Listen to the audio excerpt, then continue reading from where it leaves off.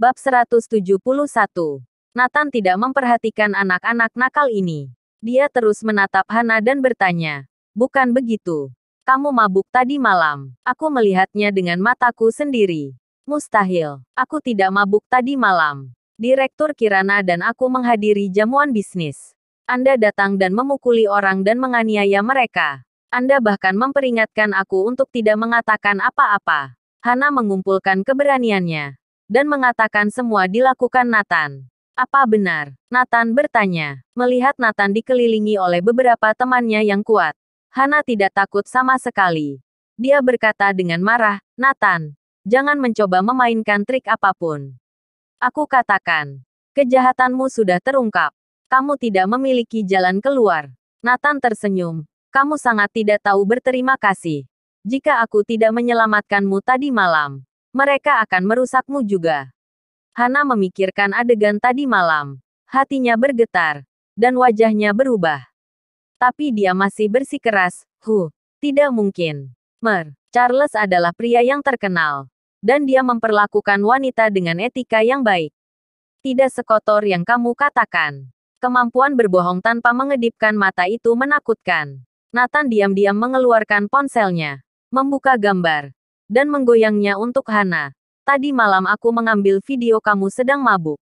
Tangan siapa yang diletakkan di tubuhmu? Apakah ini milik Charles yang beretika baik itu?" Melihat videonya, mata Hana terpana. Nathan merekam videonya, yang cukup untuk membuktikan bahwa kesaksiannya palsu. Dia akan masuk penjara. Dalam sekejap, darah di wajah Hana menghilang dan menjadi seputih kertas. "Hapus videonya." Hana mengulurkan tangan untuk mengambil ponsel Nathan. Tetapi Nathan terlalu cepat dan menghindarinya. Nathan bangkit untuk pergi. Hana juga dengan cepat mengikuti.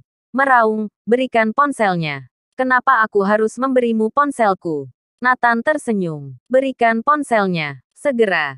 Cepat." Beberapa rekan Hana menghalangi jalan Nathan dan berkata dengan dingin, "Hei, ini ponselku," kata Nathan. "Seorang pria." "Januar," berkata dengan dingin, "aku perintahkan untuk menyerahkan ponselmu." "Sejujurnya, Tadao yang melindungi klub ini adalah kakak aku. Jika kamu tidak menyerahkan ponselmu, aku jamin kamu tidak akan bisa keluar dari sini."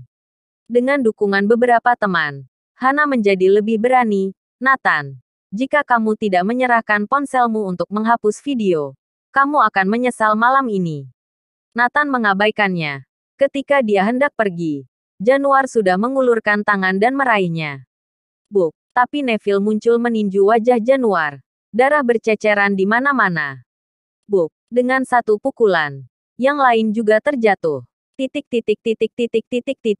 Segera, keenam rekan pria Hana tersungkur ke tanah. "Siapa yang berani membuat masalah di tempatku?" Sebuah teriakan dingin datang. Puluhan orang masuk. Mereka adalah penjaga keamanan yang mengawasi tempat itu.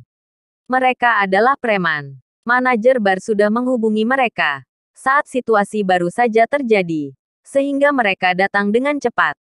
Mendengar suara ini, Nathan sedikit akrab. Bukankah ini Tadao yang membantu angkut batu bata di tempat Kirana? Anak buah Master Kenta. Ketika Tadao melihat wajah Nathan dengan jelas, wajahnya berubah liar. "Untuk apa kau membuat onar?" Mengatakan itu, Tadao langsung melewati Nathan dan Neville dan ke hadapan Januar dan yang lainnya. Prak! Sebuah tamparan mendarat di wajah Januar dengan keras. Januar terpelanting, menyemburkan darah dari mulutnya, bercampur dengan beberapa gigi. Bab 172. Prak! Tadao juga menamparkan wajah yang lain. Para preman di belakangnya menahan Januar dan memukuli mereka dengan keras. Manajer klub tercengang. "Ini adalah tamu yang menghabiskan banyak uang di klub malam ini. Kenapa jadi mereka yang berbuat onar? Aku punya penilaian sendiri. Merekalah yang berbuat onar." Manajer klub ingin menjelaskan.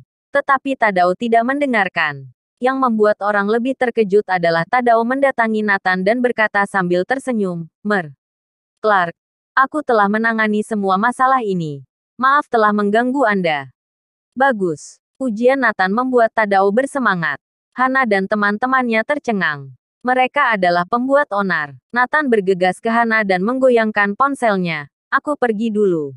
Kemudian, Nathan dan Neville pergi. Hana segera mengikuti di belakang. Bagaimanapun, Nathan memegang kunci saksi palsunya. Tepat setelah keluar dari bar, dia kehilangan jejak Nathan.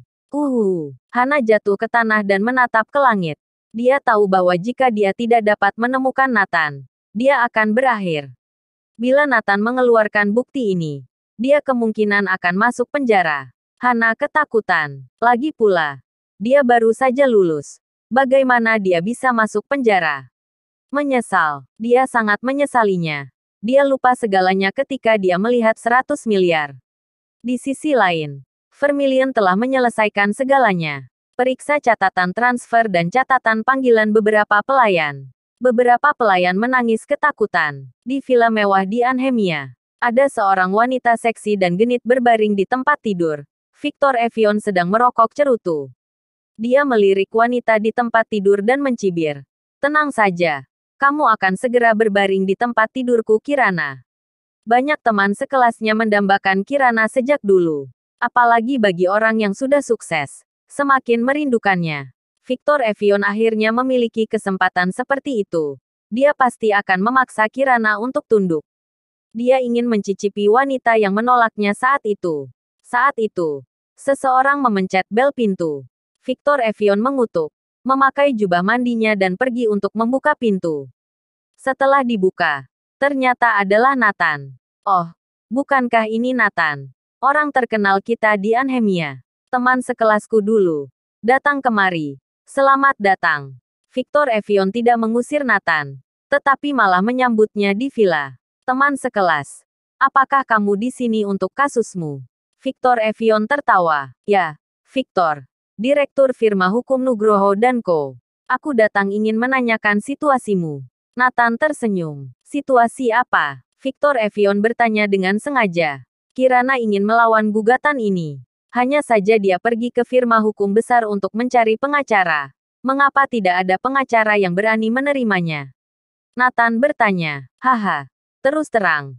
Aku yang mengaturnya. Tak seorang pun di seluruh firma hukum akan menerima kasus kalian. Victor Evian secara langsung mengaku bahwa dia tidak takut pada Nathan. Menurutnya, Nathan datang untuk memohon padanya malam ini. Oh kamu, Nathan berpura-pura tidak percaya. Ya, benar, aku ingin melihatmu dan Kirana mati. Biarkan kalian semua tidak punya pilihan. Biarkan kamu berlutut di depanku dan memohon padaku. Bukannya sekarang kamu datang untuk memohon padaku. Victor Evian tersenyum. Nathan bertanya. Itu berarti kamu dan Johan Nugroho merencanakan semuanya. Itu benar. Bahkan saksi-saksi itu diatur olehku. Semua yang aku rencanakan sempurna. Nathan, kalau kamu tidak memohon padaku, kamu hanya menunggu untuk mati. Bersambung.